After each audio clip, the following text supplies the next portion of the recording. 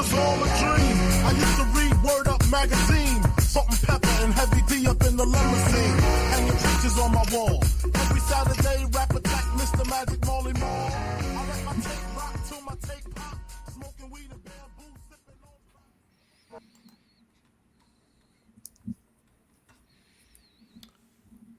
on. All right, everybody, welcome. We are live with week 10, and I am struggling to find where I can get rid of my my screen here.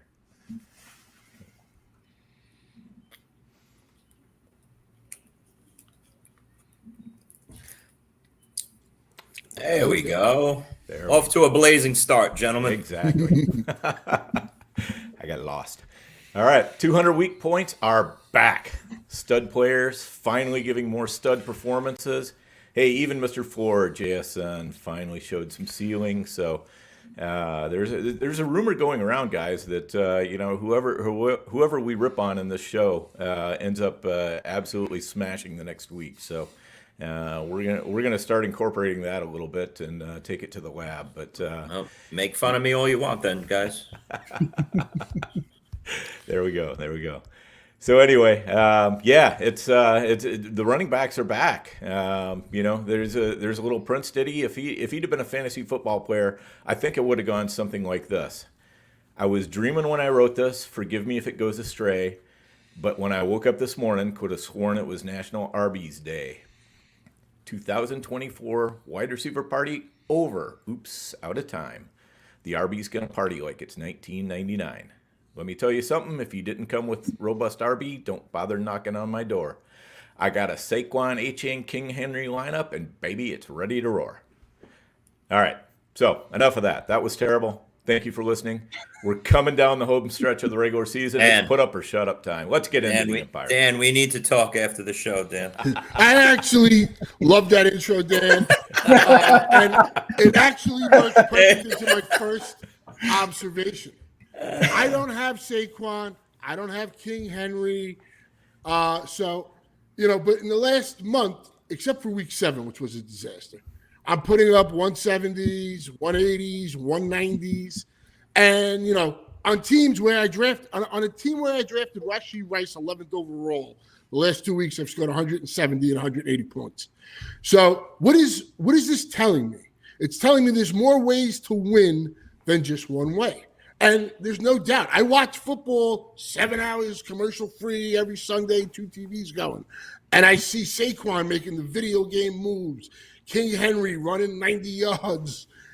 And I'm like, I don't have these guys. But what I do have is wide receiver depth. And even though I've lost these guys, or Nico Collins has been on the IR for the last 4 weeks, and I'm praying he comes back, I'm putting in JSN. I'm putting in Josh Downs. You're picking up a Cedric Tillman. Except for that effing prime time where I'm 8-1 and I bid on Cedric Wilson and I would have won. Did you put him in your lineup? Who? Wilson. Oh, he was cut before Saturday night. That Saturday night he was off my team. But and I'm looking at my running backs. My running backs are Chase Brown. My running backs are J.K. Dobbins or the Tyrone Tracy's. You throw those in. So look, running backs no doubt have been dominant and all that. But we still got, in FFPC, the playoffs are coming in 3 weeks. So you're down to the wire there. NFFC, I had a team where I didn't think it was really going to be competitive. I had my first 200-point primetime week. And now I'm right there. Just like that. That's why you get a week or two back-to-back. It changes everything. I mean, it's got to happen now. The clock is running. But, that was, my major observation there. It's the depth. And a guy like JSN, real quick, I'm only bringing this up because it was on the FTN Discord, and they were saying, they're going to say you should have had 200. He literally had over 200 and almost 250 yards receiving, but 2 penalties called that back. That was almost 80 40-yarders. 2 40-yard catches. And almost back. 2 tutties. Remember that? And the touchdown with the foot down. The second leg down. So I'll let you guys discuss my first observation. Well, Matt, to your point, I just have one quick thing because I was thinking about it myself. Last week on the show, I talked about how it was time to make your move in leagues. So if you came into week 9 and you put up the good number where I saw a lot of it across the board, the 175 to 200s in a lot of leagues. If you're one of those guys that had that week in week 9, well, you got to follow it up here in week 10 and 11 with the same thing and shoot up the standings here. If you drop that big number this week, you saw yourself go from 8th, 9th place up to 6th, 5th, 4th, and lock yourself in here.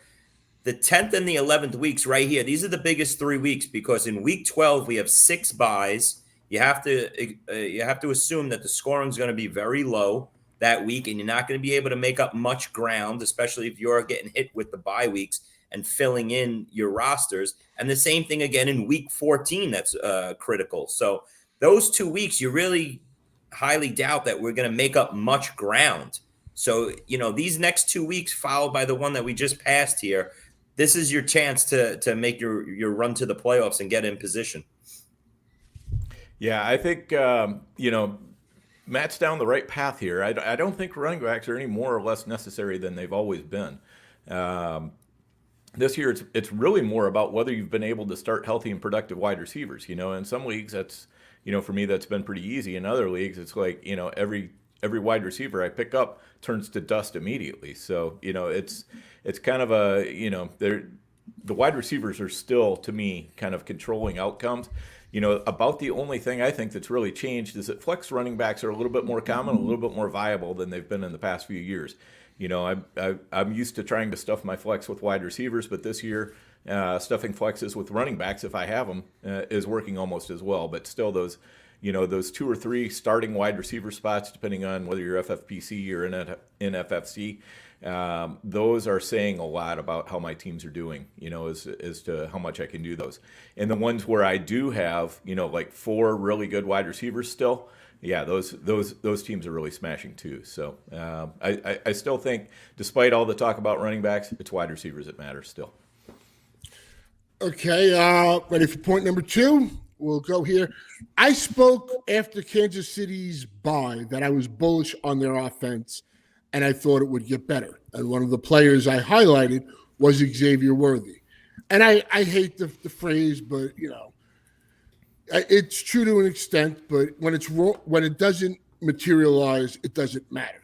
I said, Xavier Worthy would be better out of the bye. He got 8 targets the first game. Mahomes missed him on a 70-yard bomb, and what should have been a 20-week wasn't. The following week against the Raiders, I believe it was, he got another 8 targets. He did struggle. I watched that game. I'm honest. He scored a touchdown, but it could have been a better day. One got called for a penalty. He made a drop that should never happen. What happens last night? First drive, wide open, mental mistake, and he was basically benched for the rest of the game. But if you look back at it, if you look at, he's kind of Casey's J-Mo, and he's still got time to develop. Because if you look at Rashee Rice, look at his first 10 games last year. It didn't happen until week 12 for him. I'm hoping that, not the case. But right now, Worthy's nothing more than a flex option for you, and it's got to get better. But now D-Hop's here, and D-Hop, looked washed, and he looks, fantastic after last night. So that might open it up. So, that's pretty much my take on Worthy. And right now, it hasn't transpired. He's a rookie. There's still time to grow.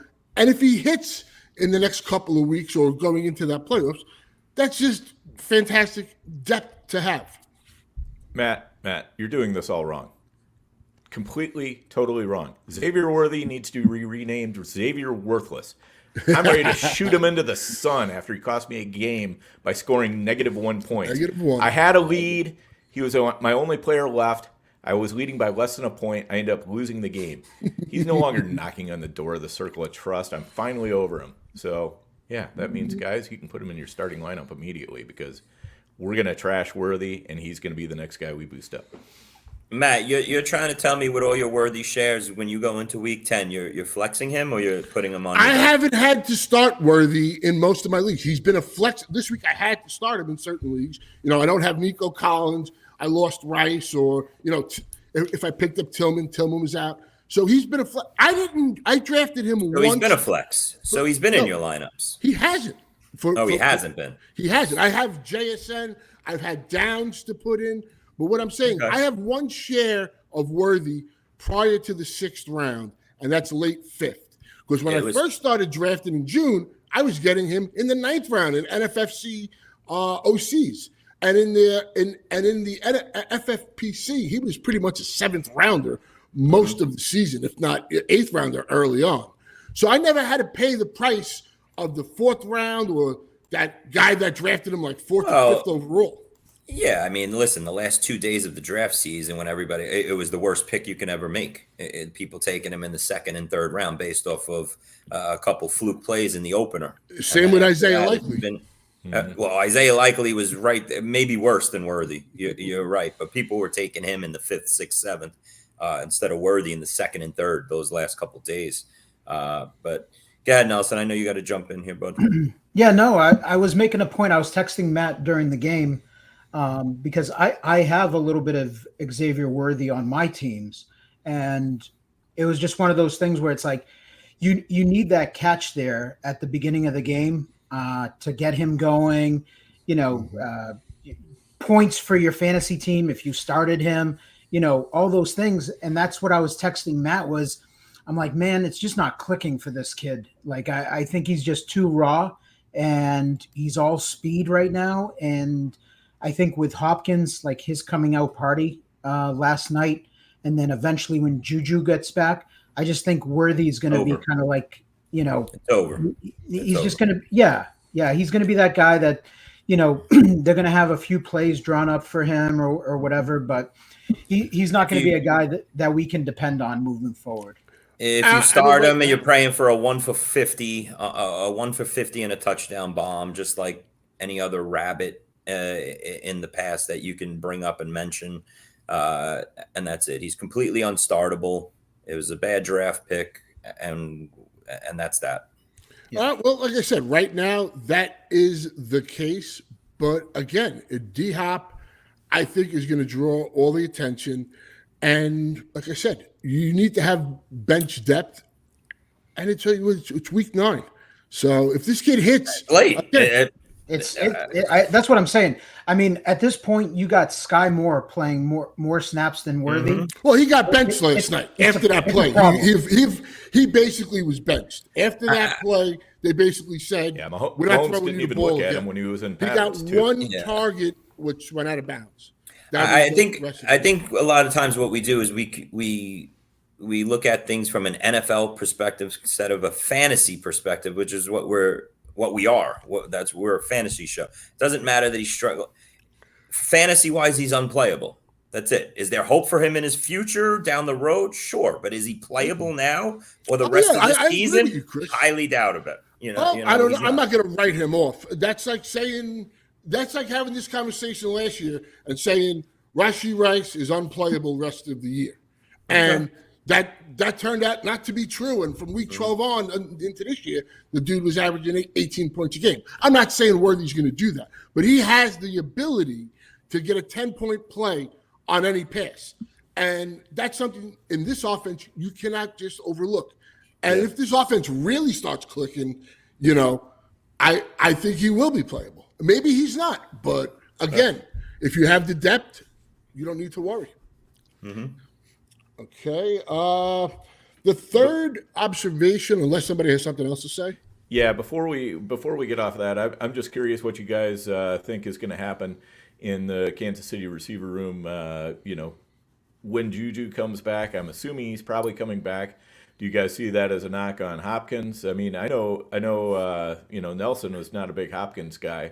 I'm curious what Nelson's thoughts are on Hopkins, Juju, and all that moving forward. Yeah. So my opinion is that I think with Juju back, it's just going to be, whoever's open for Mahomes. I think that's what the offense is. And it's going to be, 10 targets to Travis Kelce. That's the one constant.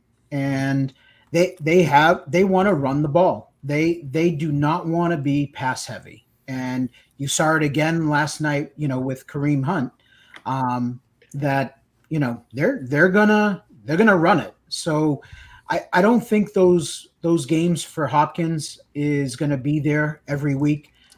Tampa Bay was, banged up, and I mean that's how you attack Tampa Bay is through the air. So I think with Juju back, I think that's gonna, I think that's gonna take away from Hopkins. If anything, like if I'm in a trading league, I'm looking at it as an opportunity to sell high on Hopkins now, because I think that's going to be like his best game of the year. Wow. Nelson, I got to tell you, we usually are lock sync in the way we're thinking on most things. I see it the complete opposite way. After watching that game last night, I think this offense is D-Hop and Kelsey, and everyone else could go take a walk. Even Hunt didn't have a good first 3 quarters, and then in the fourth quarter he got his numbers and everything. Pacheco looks like he's 3-4 weeks away, but until then, I think D-Hop can be looked at as a strong wide receiver 2 in fantasy every week going forward here. Mahomes was locked in on him. Hopkins looked good to me. I know we've been shitting on him for the first couple months here, but in this offense, I think he's the perfect fit. I think he comes in, he learned the playbook. He's a veteran, a smart veteran. Him and Mahomes look very, very in sync right off the bat here. And I think Hopkins, after seeing what I saw last night, I hate in the fantasy industry when we throw around that league winner type phrase that you always hear. But if we're taking anybody out of nowhere to come into our lineups now and actually be like a big difference maker from weeks 9 through the end of the season here, I think the name is DeAndre Hopkins. So that was one of my observations, obviously.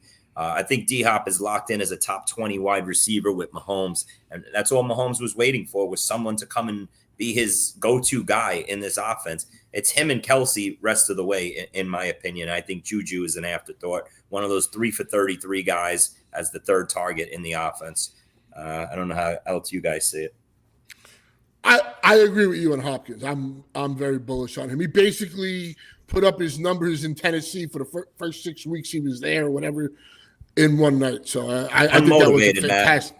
Yeah. Unmotivated. These veterans. That he's got you get to be a DeAndre Hopkins and you're in Tennessee on a 1-6 teams. You're just showing up, you're getting your paycheck. Yeah, it's sure there's a little pride, but the energy and the rejuvenation that must go through a DeAndre Hopkins getting sent to an 8-0 undefeated team, going for a ring and getting Pat Mahomes as your quarterback. All of a sudden, you're jumping out of bed in the morning instead of sleeping in an extra hour. Will Levis and Mason Rudolph to Pat Mahomes. Yep. Yeah. Enough said. So congrats to all the people that have DeAndre Hopkins sitting on your bench as your wide receiver 5 these last couple months. Now you get to bring him in as a major piece to your fantasy team the rest of the way. That's the way I see it. And one of my prime times after week 3, he was dropped on a team that me and Mike Edelman split, actually. And we lost out on the bid. He went for like $480. We bid like $460 and just missed him. And we said, maybe it's probably better that we didn't get him anyway. He's in Tennessee. It's just a big name off the wire. And now you look back, it could have been a league winning difference right there, for fantasy. I think I was in that league. Yeah. So, all right, guys. Oh, were you, Dan? Yeah, that's right. Yeah. I think so. That was a live one, right? In Vegas, wasn't it? Yes, we did it live in Vegas. So yeah, you must have been in on that one. Yeah, I think so. I think I remember seeing that. So yeah, I think that'll end up being a definitely good buy. All right, guys, we're gonna quick pay some bills. We'll be right back. Hey, I know DFS may have peaked, but there are still hundreds of thousands of people to play and millions of dollars up for grabs every week. So let's put our hoodie on and let's talk about Player Profiler's DFS Dominator. It has a cash game optimizer that leverages the projections from Billy and Theo and Bradley and Evan and that Player Profiler AI engine to create cash game lineups that certainly have a high floor, but also give you that ceiling. Now, you've probably heard about the most powerful tool of all, our Lineup Genius. We know winning GPPs requires a completely different approach, which is why our Lineup Genius takes you through the process of selecting the quarterbacks in the juiciest matchups. Then it highlights the stacks and runbacks that are available, lets you pick the chalk level, lets you pick the level of correlation with a number of other proprietary settings available to you. Click a button and it generates hundreds of lineups to be imported into FanDuel and DraftKings. And it's just $45 a year, not a week, a year. So for that reason alone, if you play DFS, you'd be an idiot not to buy the DFS Dominator.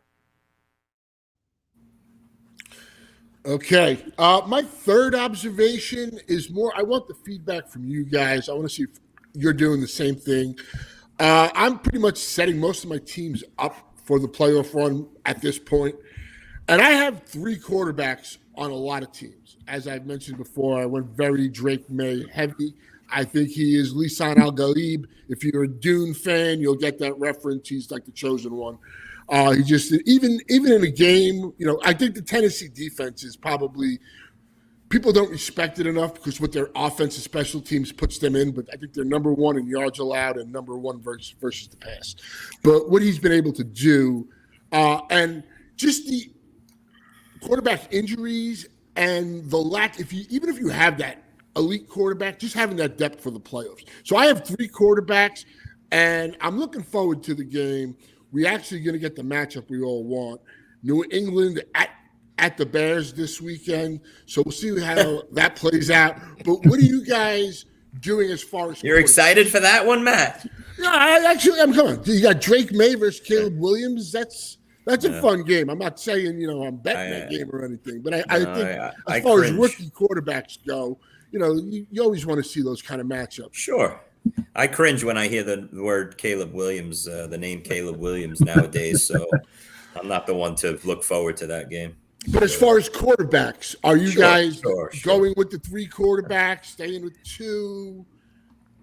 I'll just leave it like this. I am with you, Matt. I have a lot of teams where I'm rostering 3 quarterbacks, but they're all mid-tier quarterbacks. So if on my Lamar Jackson teams, my Pat Mahomes team, let's leave Pat Mahomes out. He's not an elite quarterback.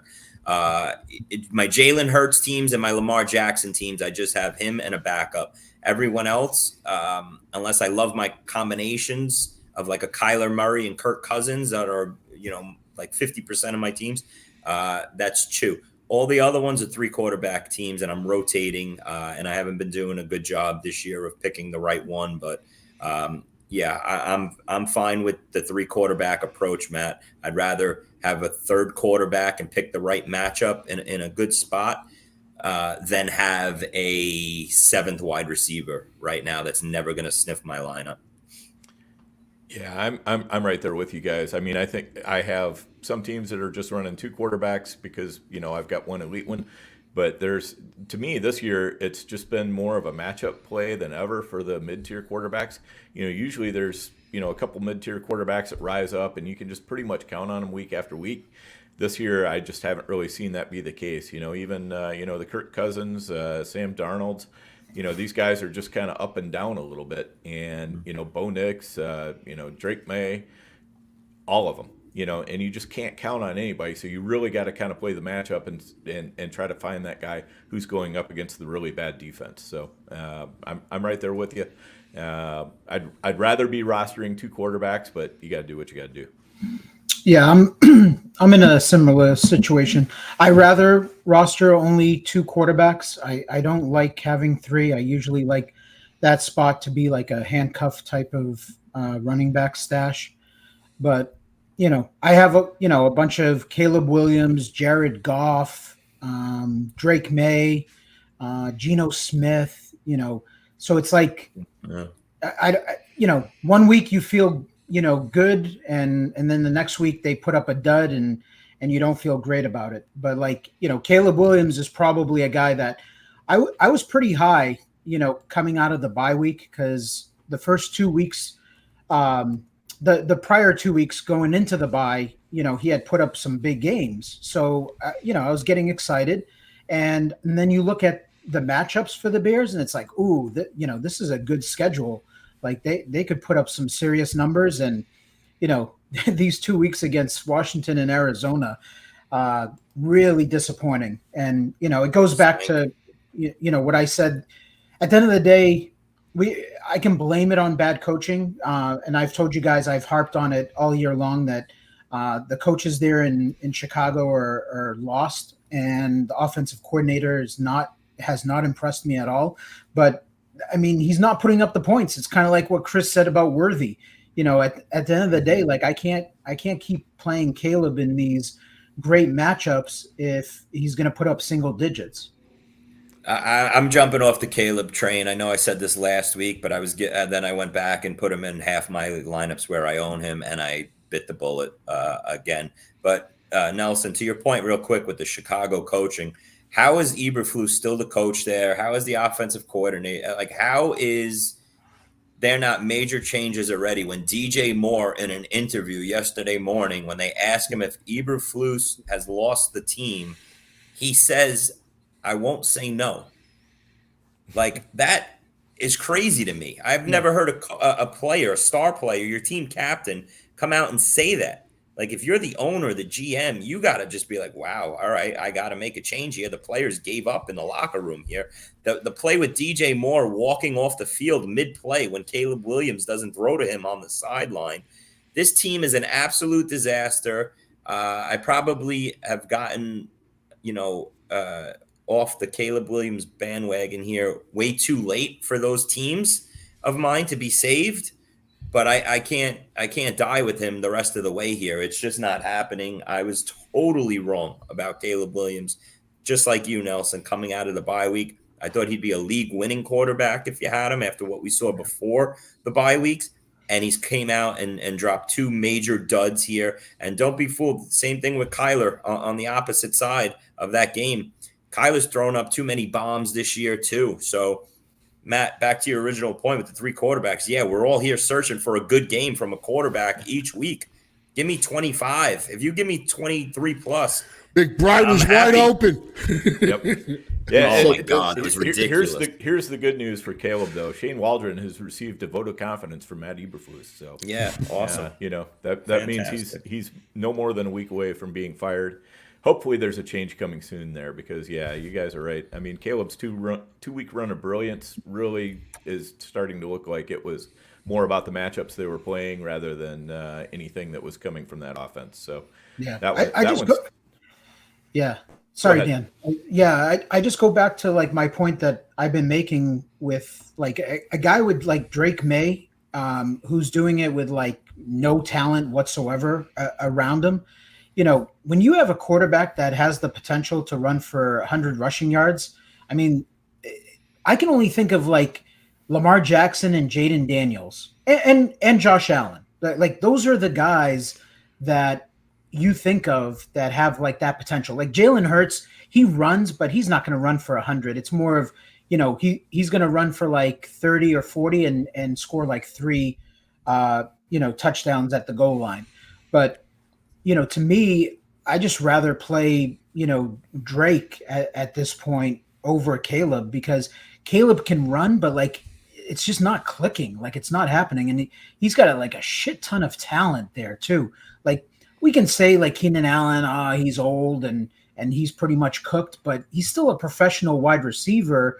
So with like DJ Moore, Adunze's a talented receiver. Like Kmet is a good tight end, pass catching tight end.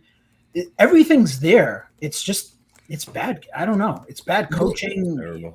And what's crazy is DeAndre Swift that first month looked awful. And then the second month, he looked fantastic. But I saw a tweet from, I think it was Ian Horowitz yesterday that said, Getsy in the Raiders offense, they averaged 4.6 yards a play.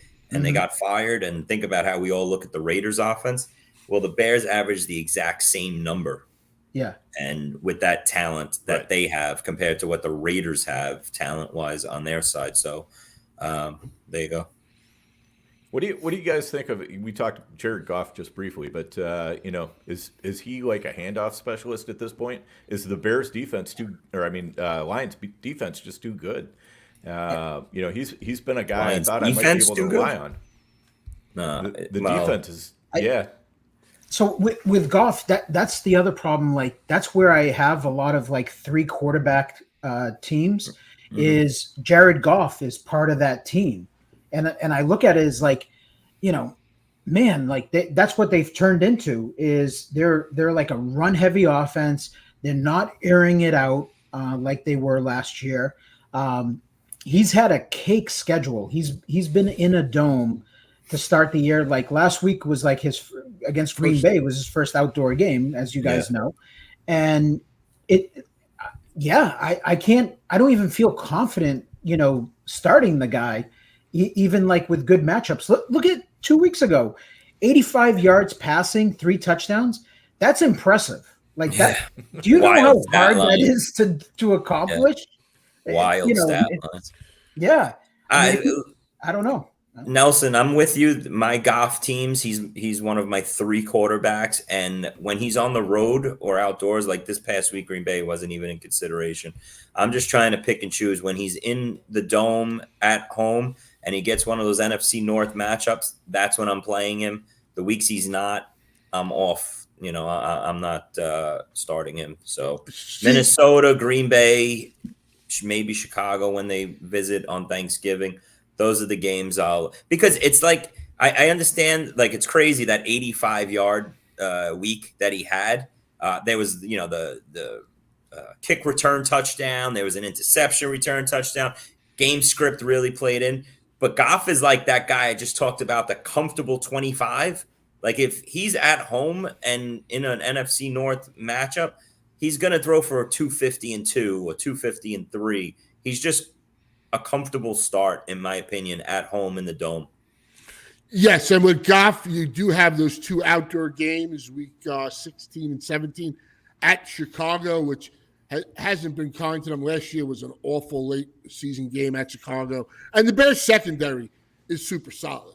I think last week was the first game they allowed more than 20 or 21 points in a game. So, and real quick on the 3 quarterbacks, like Drake May, I know I keep harping on him, and I got like 22 shares of him in FFPC and NFFC combined. But the other reason is, even if I have Island on my team and I have a 3rd quarterback, it's if case one of them gets hurt, obviously, but also I'm keeping this guy away from everybody else who needs quarterbacks. There are a lot of teams that are in dire need. So I understand the handcuff there. Maybe I'm wrong. Maybe I'm overplaying my hand there in certain instances. But the way I'm seeing these quarterback injuries, and especially with the concussions now, how guys get ruled out, I think it's imperative for the stretch run. Things change real quickly, Matt, at the quarterback. Look at all the people. I saw somebody in my league with Dak Prescott and Jordan Love as a combination. You got to be feeling real good about that 2 weeks ago. Now Dak is done. Jordan Love goes on a bye, and that guy's hitting the waiver wire for a quarterback. Like, so that's what you're talking about, Matt. And there's nothing there, exactly. Welcome to the club, Joe Flacco. It's like, you're going to be starting guys like that. And honestly, like nobody talks about it, and he's still. I have plenty of Love, but Love hasn't even played the full 9 games, and he's got like 10 interceptions, and that interception Sunday cost them that game. That was really the big play, of that game, that pick 6. But I think he'll be fine and all that. But it just never gets said how like this guy's got 10 interceptions and he hasn't even played the full slate. He's missed a couple of games. There. I only have one more observation. But right before I get to that, I just want to mention how I put my money where my mouth is. Nobody got hurt more than the Worthy play going out of bounds. I had a 4-player parlay. Worthy was the last piece of it. I needed 30.5 yards, and he went out of bounds. And I would have cashed $2,650 on a $250 bet. So I got burned by my own guy. Just wanted to mention that. My last observation is just, as a fan of football, and I sit there on Sundays and I watch these games, it was the Rams' overtime drive.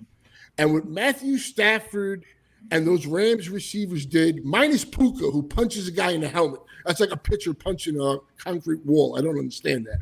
And got ejected. But what he did on that drive and the tight windows he threw in and the aggressiveness of those receivers. Tyler Johnson made a great play on the sideline. It looked like it was going to be picked.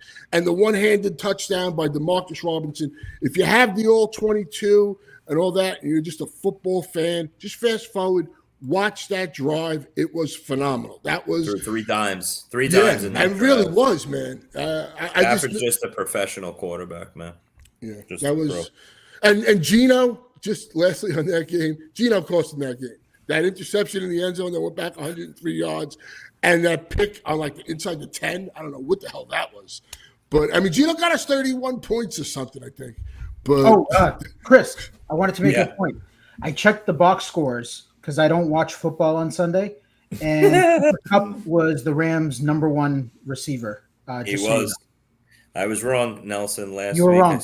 You were wrong. Kupp was going to the back seat, and shame on me. Shame on me. Good point, Nelson. Well, I'm done with my observation. So, all right, Nelson. Nelson, take it away. Let's hear what Nelson's got to say. That's one of my observations. So I don't know if you guys want to talk about that. But the other observation, we already touched base on the Bears offense. Moving forward, DJ Moore. I wanted to talk a little bit more about it because I have some DJ Moore teams, and man, I'm going through lineups right now. Like I was doing it early this morning, and I'm just kind of chuckling to myself because I'm like, I gotta play him. I gotta play DJ Moore, but I don't feel good about it. It's bad. It's ugly, and they have great matchups. Yep. What do you guys think? You just got to take some medicine, right? Nelson, what a difference a month makes, right? I mean, last month when I was going through my DJ Moore teams, I felt good. He was on that hot streak for 3 weeks in a row. Caleb was clicking with him, and I felt like I had a top 12 wide receiver one that I drafted him as in round 3.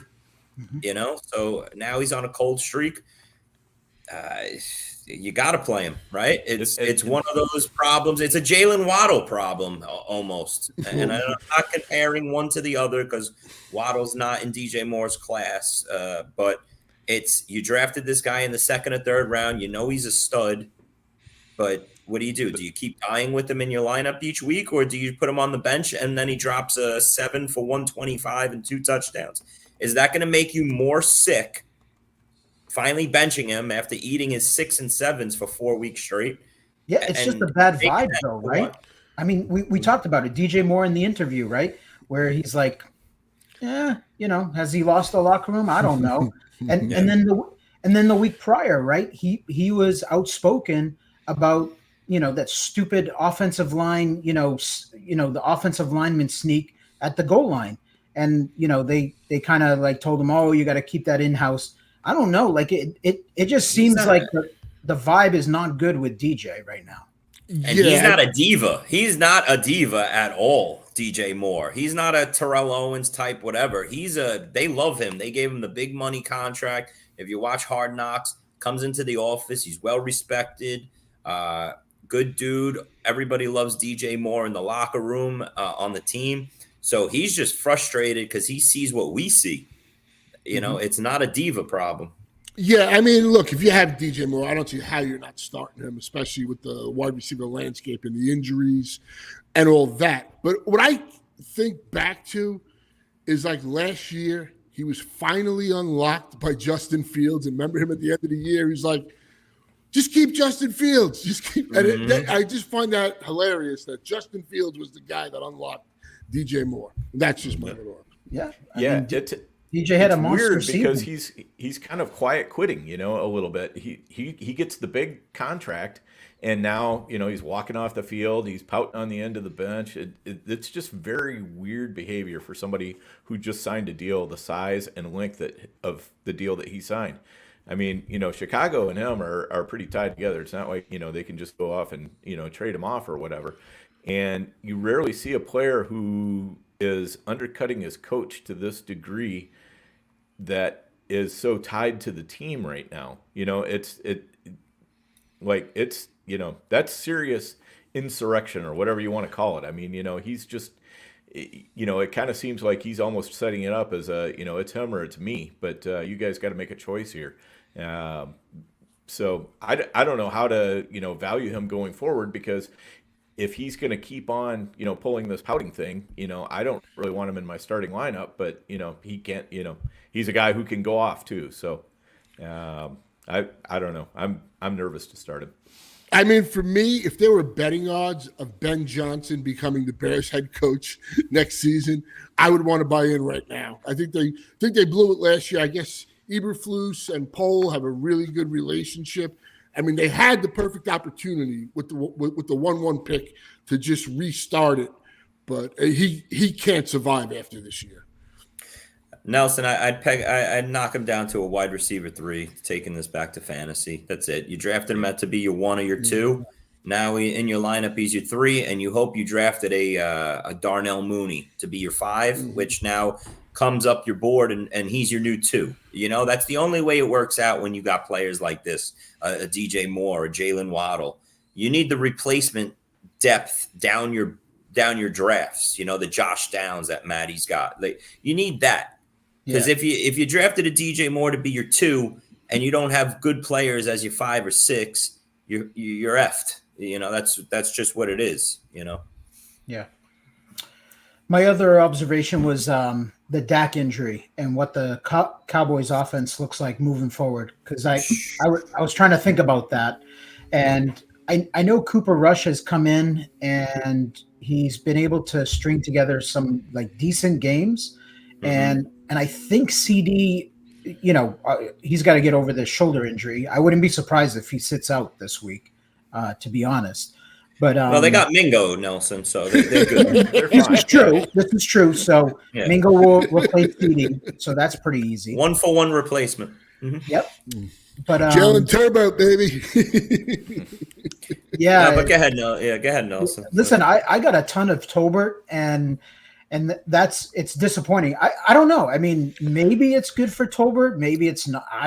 I really don't know, because I feel like watching these games, and obviously if you're tied to particular players, you're focused on it, and I'm focused on those Cowboys games with like Tolbert, because I'm trying to will Tolbert into the Mooney category where it's like, all right, I can play Tolbert now. I feel comfortable. Dak's targeting him. But he just does not. I don't know if you guys saw, but like Tolbert was wide open down the left sideline. That would have been an easy touchdown, like, 40, 50 yarder. And Dak just doesn't look his way, like not seeing the field well. Really frustrating. So I don't know if Cooper Rush is going to be a good thing or not, but I was trying to dissect this Cowboys offense with what it's going to look like. I think Rico, I liked what I saw out of Rico, and I think like moving forward, it looked like they were using him as like a bell cow, because I was curious on that whole Zeke thing where, they made him inactive if they were going to get cute and have Dalvin, get a ton of touches, and it wasn't the case. So I was curious with you guys, what you think, how the Cowboys operate. Well, I saw a tweet today from Grant Barfield on CD 5 games with Cooper Rush, 2022. That is from weeks 2 to 6. CD saw a 32.9% target percentage, 41% first read, and he averaged 16.5 points per game. I'm not saying that's going to happen this time, but I mean that's what pretty much CD's been averaging this whole year. He's been a disappointment. He's getting you those points, but I don't know. That's what, I was able to scour, X this morning. I mean, we've seen Cooper Rush before. He's not a Zach Wilson coming in, like someone that can't get the ball out to these guys. He's obviously a downgrade from Dak, so the offense takes a downgrade. But I think he's going to be serviceable, one of these serviceable backups that comes in. Think like a Colt McCoy back in the day when he would come in, and he would move the offense. So, is Lamb, the wide receiver 1 overall, going forward? No, he's not that anymore. But I think him and Ferguson are still solid plays each week with Cooper Rush in there. All the other secondary guys like the Tolberts, Nelson, I wouldn't play them anymore. Going forward, those guys needed a Dak back there and the shootouts to get going. That's just the way I see it. I mean, hopefully that Tolbert has some sort of, he was catching passes from Rush last year or something, being like he was never on the field and stuff like that. So that's the only thing. I have some Tolbert too, so I'm with Nelson. I'm hoping for that to happen, but Chris is probably right here that he needed Dak. We'll see. I don't know if they let him drop back and throw 45 times. That's, I guess, the way I see it, the way they I think they might have to, though, unless their defense severely improves. Well, Yeah, Mike, well, they're Parsons gonna is coming back. Yes, so, he is coming back, but isn't Diggs banged up? And when's Long is, I don't know. It seems like they're just not their team looks, terrible.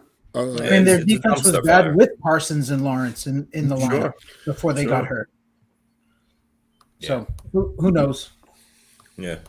They definitely need a new coaching staff. The problem is Jerry Jones is just going to hire another dinosaur when, so it's like, it doesn't even matter if they get rid of McCarthy because it's just going to, he's going to hire Belichick or something like that. And, it's going to just be more of the same. Yeah.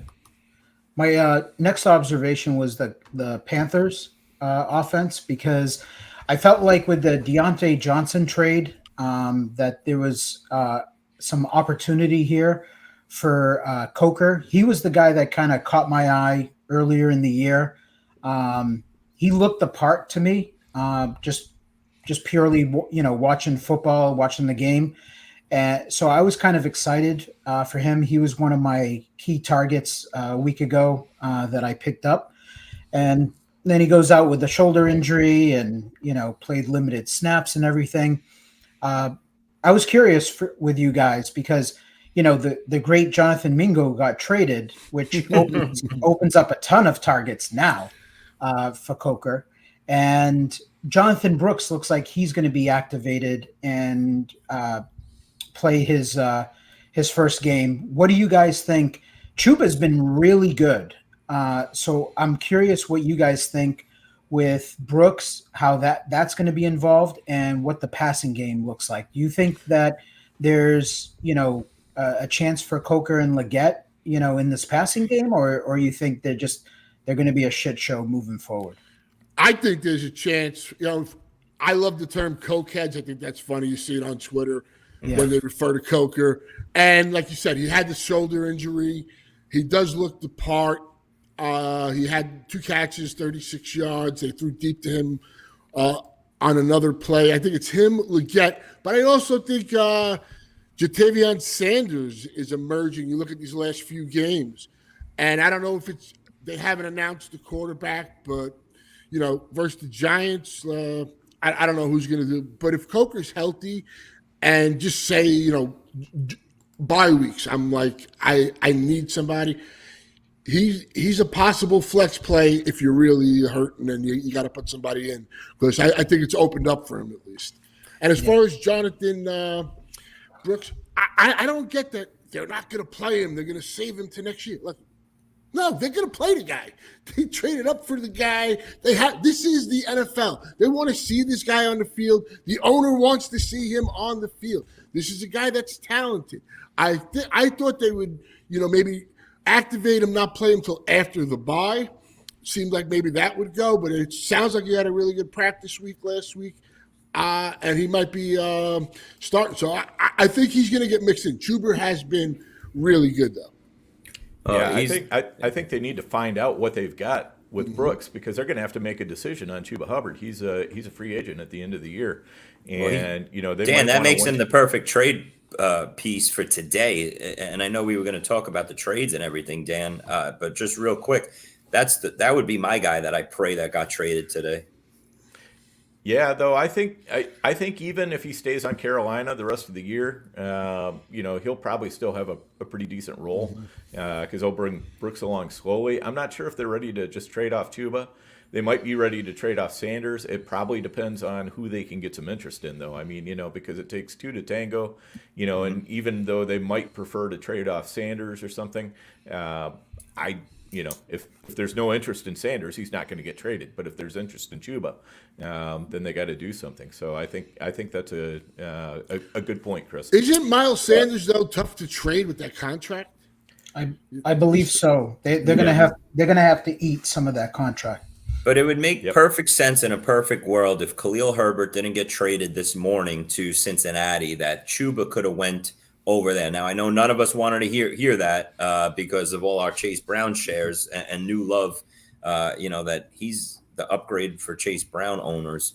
That would have made sense. Chuba going to Cincinnati to be a 1-2 punch. It looks like Zach Moss is going on season-ending IR now with the neck injury. So that would have made sense, but that's not happening. And I know we talked about it last week with Chuba. There's probably no great landing spot for him right now in the NFL. But if there was an injury that went down and some running back that's banged up, send him there, open it up, give Jonathan Brooks the rest of the season to be the starter with Miles Sanders being the veteran backup and subbing in for him if you don't want to give Brooks like a heavy workload coming off the knee injury. That's the way I would play it. But, Matt, you touched on the guy I wanted to talk about, Ja'Tavion Sanders. He looks real good. And I think he's a serviceable tight end that people are going to, listen, going into week 10. We're looking for pieces off the waiver wire. There's nothing on the waiver wire, but there is a Ja'Tavion Sanders on the waiver wire. So if you're looking for help at tight end position, that's someone that I could see doing it. The guy I'm more excited about than that, though, is my guy Leggett. I've been talking about him since June. Leggett is my Tyrone Tracy at the wide receiver position that I drafted in every draft. So he's sitting there. I think Leggett becomes the new wide receiver 1 now, rest of the season. He would have had a bigger game. He caught a deep ball that got stripped out of his arm, for an interception, a crazy interception. That was crazy. Leggett's one of those guys that, just like a D-Hop, if you saw him and he's sitting on your bench as your wide receiver 5 or 6, well, get ready to bring him into your starting lineup as your 3 or 4 and produce here. So, a nice little arrow pointing up on this Carolina offense for pieces that were sitting on your bench or waiver wire that you can pick up and bring into your starting lineup straight across the board with Leggett, Sanders, and Coker, because it's a condensed offense now in Carolina the rest of the way, and that defense isn't good. You're going to get into some high-scoring games, I think, where there's some stats there for your teams. Okay. Next observation was Chase Brown and the whole thing that happened with Moss and him coming off his kind of breakout game in terms of fantasy scoring and the amount of touches that he got. And I wanted to see what you guys thought. Obviously, I'm pretty high on Chase Brown. Got a lot of Chase Brown, so he's kind of like the guy that I need for that injection into my, I need that steroid injection into my lineups. Yeah. And I'm hoping that he's the guy here in the second half. But with Khalil Herbert this morning getting traded over there, I think Herbert. So here's my opinion, and then I wanted to get your guys' observation. Khalil Herbert, I think, is a talented runner, but not very good in the passing game. So the way I see this split here is I think Chase Brown gets majority of the touches for the next couple of weeks as Herbert gets adjusted to the offense. And then they're going to spell Chase Brown with Herbert. I think he's good enough. The problem is I have a higher opinion on Herbert than I did Moss. I didn't think Moss was very good, and I think Herbert is actually more talented.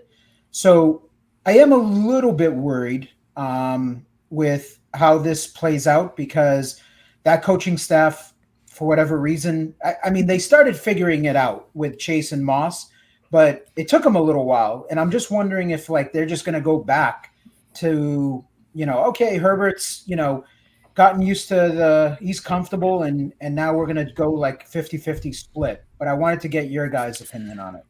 I mean, for me, I really like Khalil Herbert as a running back. I think the Bears should have kept him for a 7th-round pick. God forbid somebody gets hurt. But for me, this week, what was big and what I wanted to see a lot more earlier in the season, Zach Moss was the passing. He was the 3rd down back. He was there for protection and everything. And Chase Brown got 5 receptions this week, which was huge. And that's where you really want to see him get that role. I do think they're playing Thursday. They get the 10 days. I do think Herbert will be involved. I do think he's talented, like you said. I don't think I'm seeing all over Twitter, well, rest in peace, Chase Brown as a bell cow or as a league winner at last 12 hours. No. This guy is somebody I think they wanted him to be able to show that he could do it. He showed it. I think he's the guy that will have the majority of the work, and Herbert will get spelled. Somebody was coming in, regardless if they traded for Herbert or not. Exactly, Matt. Yeah. So every backfield is unless you're Jonathan Taylor or Derrick Henry, there's no 95% snap running back. That's just you don't see who the backup running back. Even if Chase Brown is a 75%, once Herbert comes into this offense and spells him, that is more than fine. That totally. Give me 70, 80%.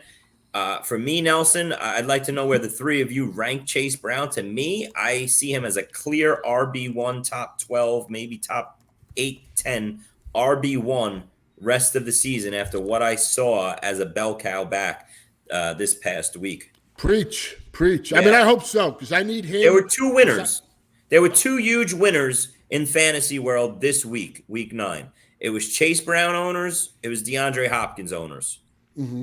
I mean, I need him because I have like a lot of backfields with like Chase Brown and J.K. Dobbins. And I was getting a little worried with Dobbins the prior weeks. And he came back strong. And I think they're going to ride Dobbins until, they can't ride him anymore. So hopefully he can last.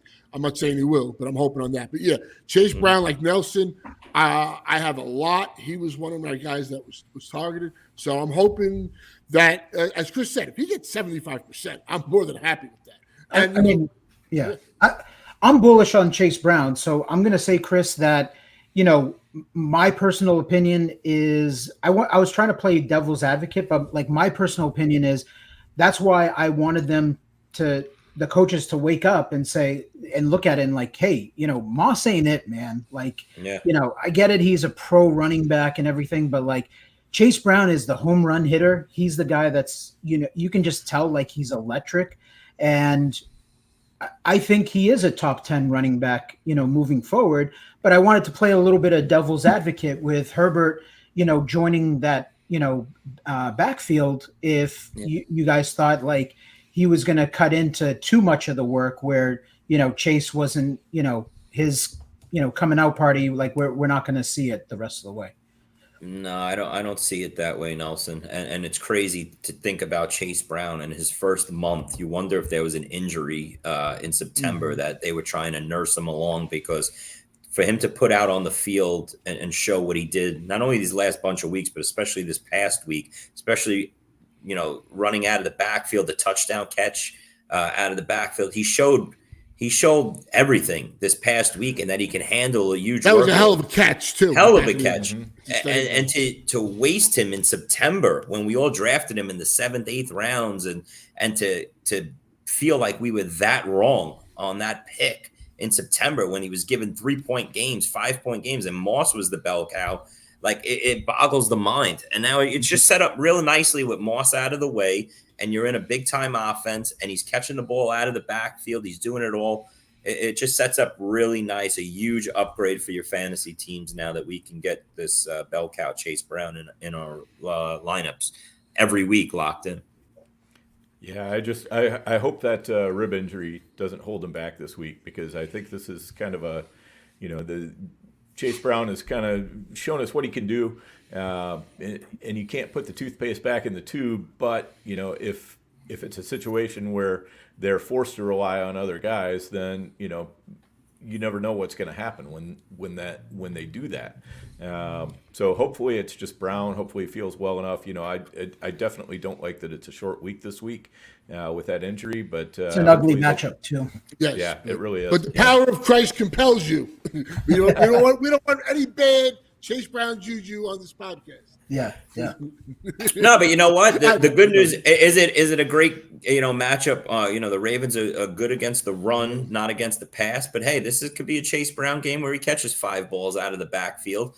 And if the total's 52.5, it should be, hopefully Thursday night doesn't ruin it. These guys, they played one of the best games of the year in a high scoring matchup the first time around. There's going to be opportunity for them. The Ravens run defense isn't the 86 Bears. So, as long as he's out on the field, 85% snap rate, he's going to get his touches, and hopefully he turns it into a decent game. Chris, what did you do with JSN last week? On the podcast, you said like you were sitting him. So I'm gonna sit Chase Brown. is what I'm Yeah, going to you say say here on the you say, podcast. yeah. Sit we him. go. We're going to Sit use him that across the reverse board. juju. Yeah, I got to think, Matt, this is the first time I've ever had an exorcism performed on me. So. Oh man. That's all I had, guys, for observations. Okay. All right, sounds good. Chris, what do you got?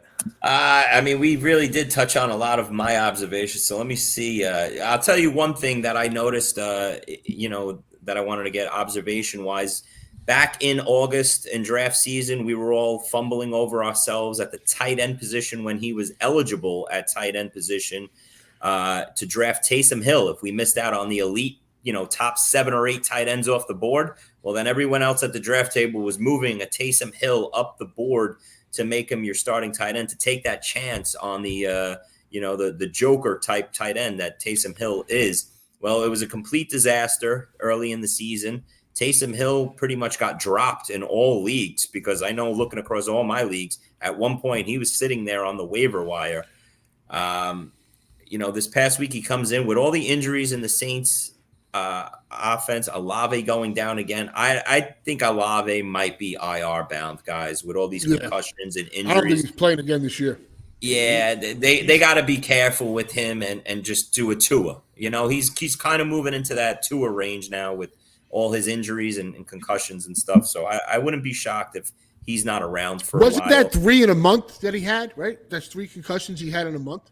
I believe so, Matt. I believe so. He's got to be the unluckiest player in the NFL. I mean, definitely 2 within the last couple of weeks. But didn't he have one early in the season as well? No. Yeah, he left. I think it's 3 total at least. Was it a concussion, or I thought it was a different injury, but I think it was a different injury. Right. I think he's just had 2 concussions, but 2 concussions. All right. Well, either way, I think he's just walking wounded right now, and they got to give him some time off. Cedric Wilson season. So there you go. Matt, drop the bag on him again, Matt. Matt, what is it? 188? Is that gonna?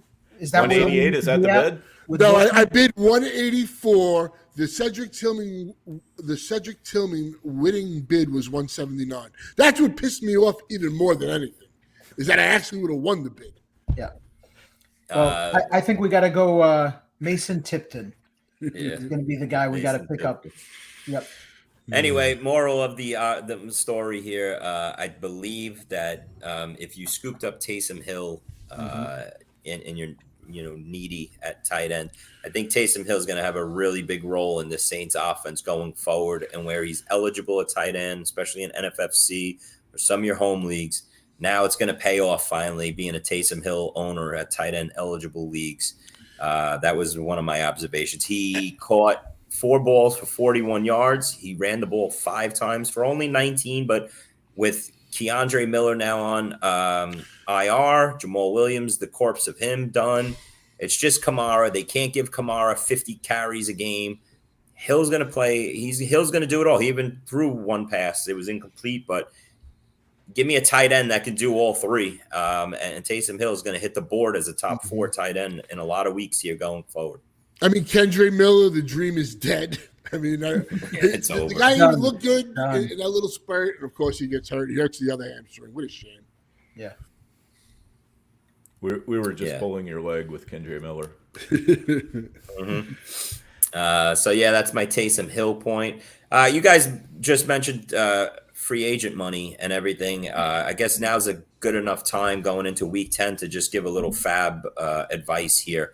If you're in the middle of the pack in your league, okay, and I see it across all my prime times and everything, there's like 5 or 6 teams in every league with $500-$600 or more available. If you're in the middle of the pack and there's something that pops up on the waiver wire, you got to be ready to drop 98% of your fab money to get a difference maker here to help you the next 5 weeks to get into the playoffs. There's absolutely, you got to understand, you're fighting against 5 other teams in your leagues that are doing the same thing. They're sitting there holding that 500, 600, 700, and they're waiting for that one difference maker to pop up. The guy that was last week, the Cedric Tillmans of the world last week in free agency. If you're letting these opportunities go by the wayside, and you're not a team that's in first or second place, hoping that something pops in weeks 12, 13, 14 to take it into the playoffs, you're doing it all wrong. Okay, so the only way you should be saving your bag right now, if there's nothing available, is if you're one of those teams that you know is going to the playoffs and in the top 2 of your league. But if you're middle of the pack, I don't know what you're saving your money for, because then you're going to get a treat. Oh, let me blow it all. And I want a guy in week 13 for what? To give you 2 weeks of production and finish in 6th place instead of 9th place? Doesn't make any sense to me. Chris, I'm with you, and I've spent the majority of my fab in a lot of these NFFC leagues. But just because you mentioned like the Tillmans and all these receivers, the one thing I probably should have had in my observations that I didn't, can Jameis survive? I mean, they really don't have other options, but he was just so awful. And, Judy was a 15-point player. Tillman got, 19, 20 again. We kind of need Jameis to stay alive, but can he survive the way he played this past week? I just got to ask you guys. Yeah, I think, I mean, they just don't have anybody else really, because DTR is, to me, that's just giving up. And maybe they get to that point though, where they say, you know what, he's actually our best chance to get the highest draft choice. So, who knows? Yeah, it would have been nice if they won that game versus the Chargers this past week, and at least Cleveland would have been like, all right, we won 2 in a row here. We're sticking with Winston rest of the season. Another good sign, Tillman, Judy, they're running 95% routes. So, those are startable pieces along with Njoku there.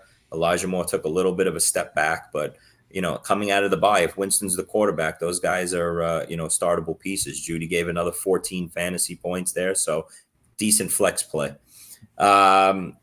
Next point, just real quick. I know I touched on it last week again with the Jets offense, but lock in Garrett Wilson and Davante Adams. You guys, there's no downgrading either of these two. The whole fantasy industry was flipping out, running scared.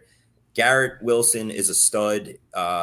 Lock him in as a wide receiver 1 every week. Davante Adams right there, high end 2.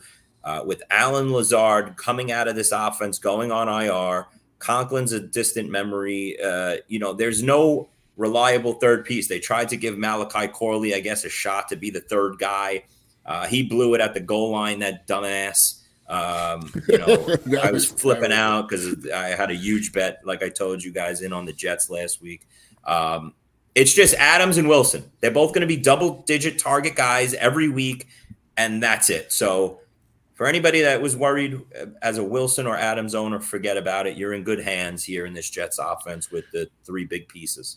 Yeah, as far as the Jets go, I want to give a shout-out to Billy Waz, friend of the pod. He, right before Wilson made that first one-handed touchdown, he had tweeted out, everybody else knows that Garrett Wilson is the Jets' number 1 wide receiver, except for the Jets. And then, he just went nuclear after that. Mm-hmm. And look, Adams is going to be heavily involved as well. But I was a little nervous when he first came there as a heavy GW owner, but I feel a hell of a lot better now. Yeah, he's actually having a huge year. He's the most targeted wide receiver. He's that putting up the numbers. 2 weeks ago when I saw it. Yeah. Anybody else got anything on that? No. Okay.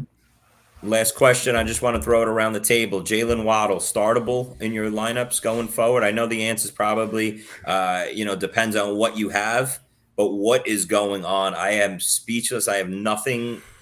You give a guy $28 million and you ignore him for 3.5 quarters, unless we find out at the end of the season that he was fighting through a tear, fighting through an MCL tear that he was gutting through.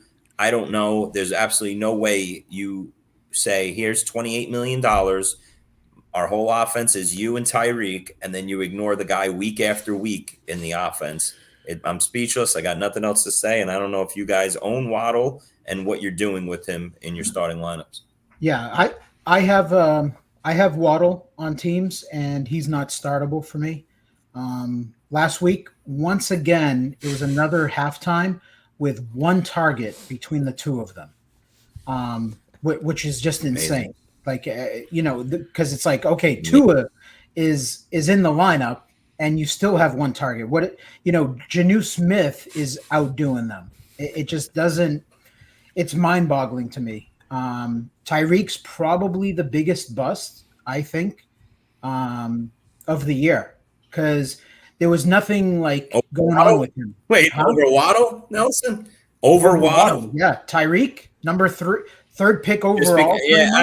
Yeah, I hear you. All right, because of where he was on the board, yeah. But at least Tyreek is giving you like 10, 15 points, like Waddle was a second rounder. We were taking him in between picks, 14 and 20 in every draft, and the guy's a 0. Like he's no, he's not startable. He's like he's an expensive Xavier Worthy is what he is. I mean, Achane looks fantastic with Tua back. Achane, yeah. I mean, the Bills had no answers for him. And every time I was like, geez. So. And they're giving him the workload too. Mm-hmm. I'm happy to stay out of this conversation because I have almost no Waddle at all, and it was intentional. I didn't think it was this bad though. Well, all right. So Dan, you say that, and you were off Waddle. Now you're talking to someone that was all in on Waddle. Okay, so terrible.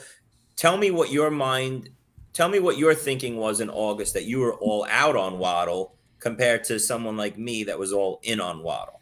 See, I was more all in on Tyreek, and that's not looking good either.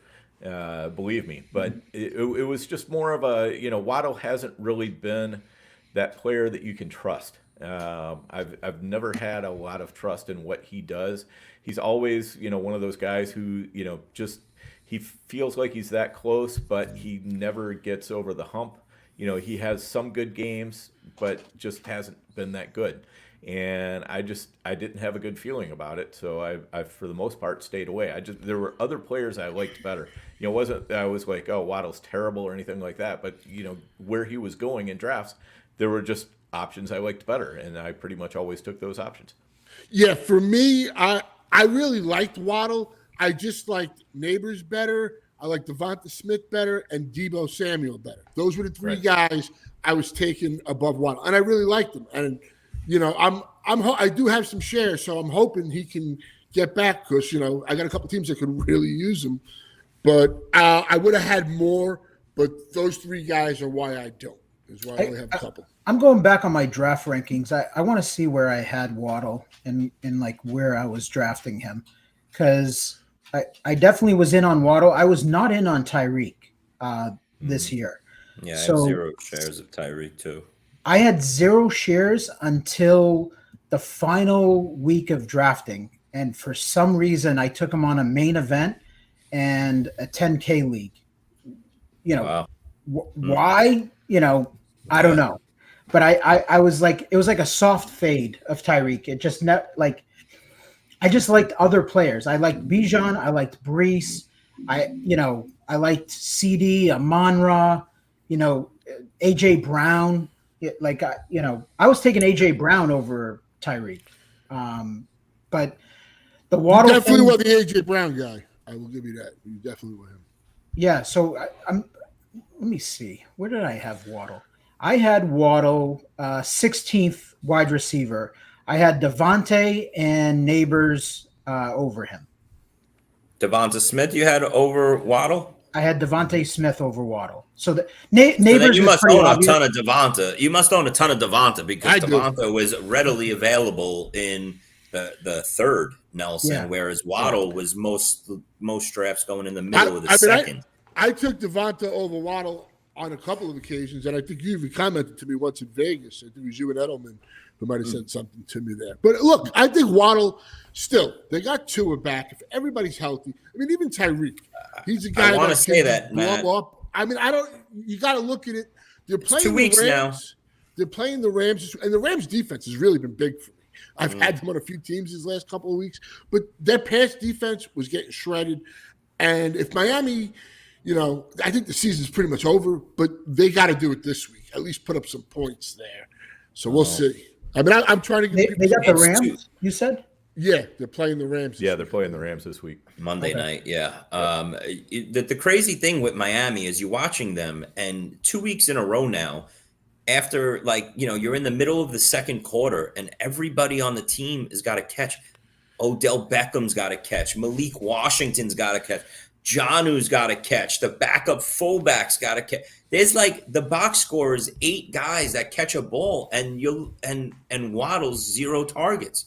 So coming into the year, I mean, Dan, just to answer your counter to the way you looked at it, I looked at it as, all right, I'm getting a top 3 offense, 2 $28 million receivers. I was fading Hill because I had, just like Nelson just said, he pretty much hit it on the head with the guys that he was in on.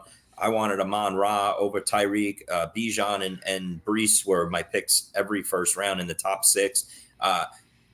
With coming back and getting a Waddle, you're giving me an offense that I thought would be completely condensed into Hill and Waddle in a big-time top 3 offense that I thought both of them, basically look at what I just said about Garrett Wilson and Devontae Adams here with the Jets, that there would be no third option, okay?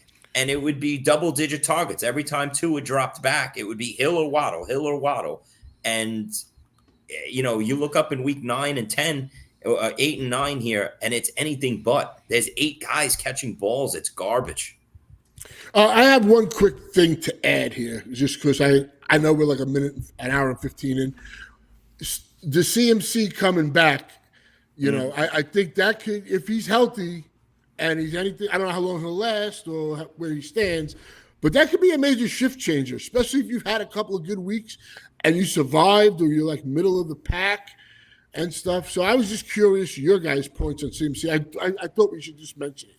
I don't know anybody that's got a CMC team in contention. That's you're going to have to fight at it. You're going to have to fight out of the dungeon, is what I'm just saying, Matt. That's I got a couple teams that are in the middle of the pack with CMC, so there are teams that have hope. Most of my CMC teams they're.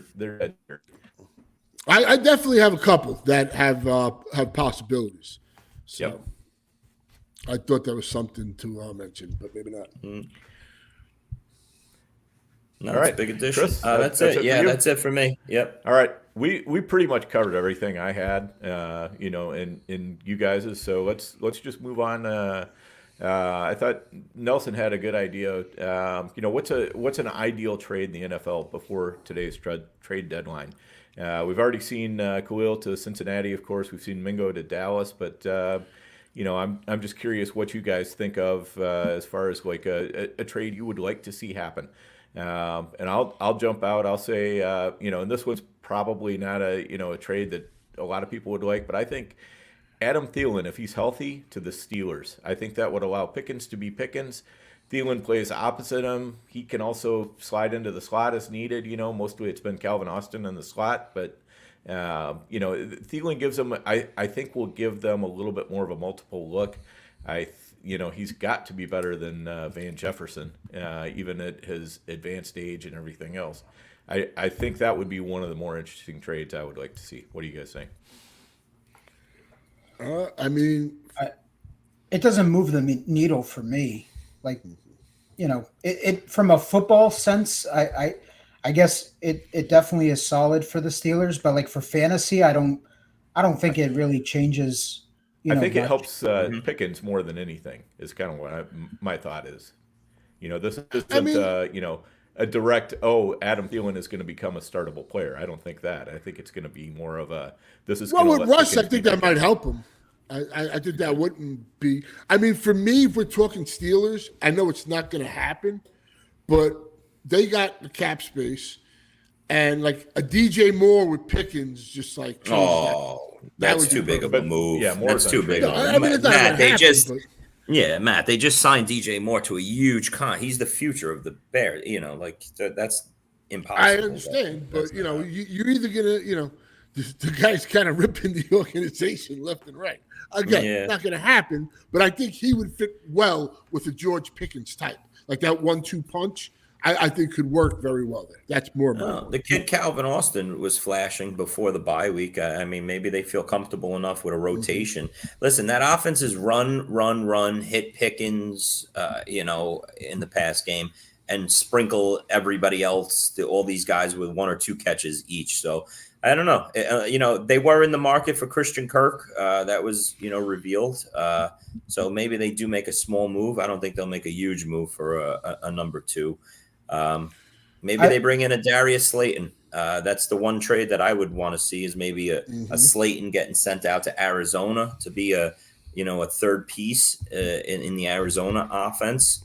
Or even sent to the Chargers to help out that wide receiver room.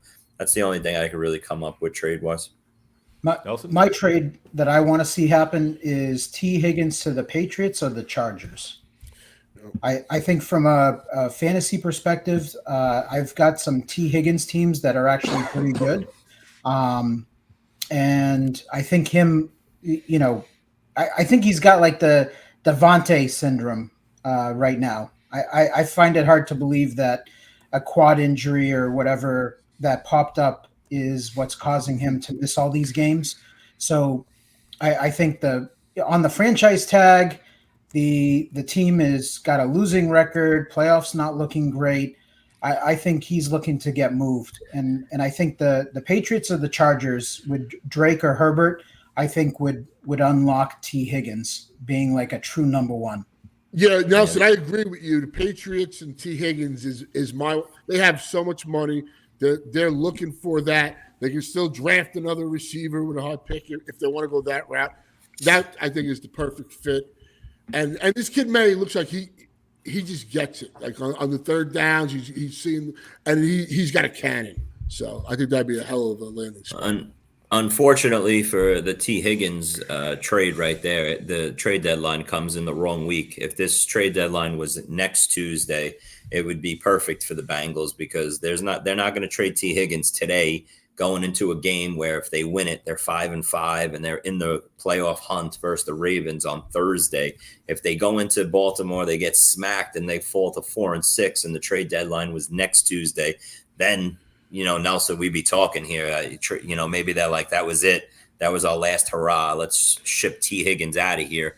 But I doubt they do it today and then go win on Thursday in Baltimore. And then Joe Burrow's like, are you serious? You made us trade away T. Higgins and my shot at a playoff run. So I think Mike the trade deadline Gesicki just comes at a is T. wrong Higgins. Yeah.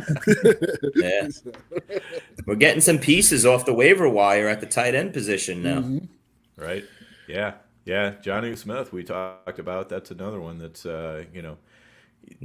he's actually startable most weeks. He's Jalen Waddle. Yeah. That must be it. All right. Any other trades, guys? We got those mostly covered. Huge piece by the way. I know this is a fantasy show, but the Lions finally pulled the trigger this morning on that Zadarius Smith. So yes, lock in that Super Bowl run, baby. We're all in over here for the Lions. That was my big play in the summer. To get Lions 6-1 to win the NFC, and I think all things run through Detroit here. For the Super Bowl. Yeah, and it's going to turn Jared Goff into specialist. Mm-hmm. I mean, as far as you mentioned, like with defenses, I want to see if Kansas City makes a trade, adds to the secondary. They got an injury. I don't think they get Lattimore, but I think they're out there fishing. So they should. What are the Saints holding Lattimore for? I mean, I agree, but supposedly the talks didn't materialize from what I was reading. But what do I know? Mm-hmm. All right, real quick before we get out of here, let's each come up with a sort of a crystal ball player. Something from this week that was a glimpse into the future of the rest of the 2024 season. One player performance or one team performance, whatever. Something that you're hanging your hat on moving forward. Chris, what do you got? I didn't think we'd get to this. Honestly,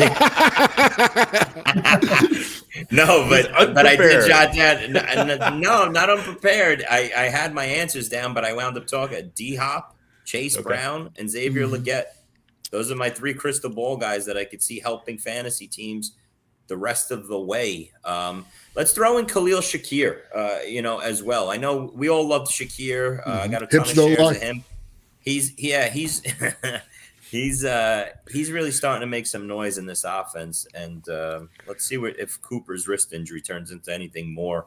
But Shakir, I think I feel good about Shakir in my starting lineup going forward. I mean, I'm going to piggyback off of Chris. It's Chase Brown for me. This is what we've been waiting for. I still think he's got whatever you want to say.